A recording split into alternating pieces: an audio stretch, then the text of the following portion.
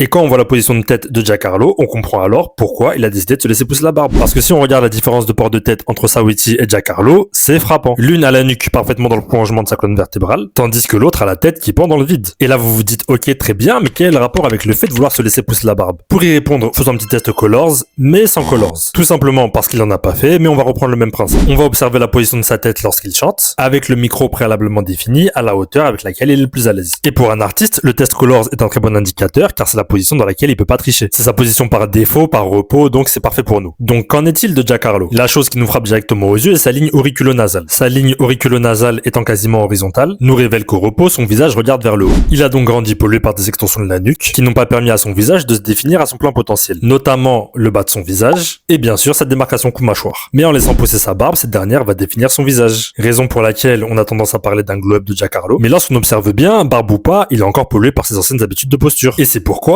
il est vraiment pas prêt d'enlever sa barbe de sitôt. Un peu à l'instar d'un Drake.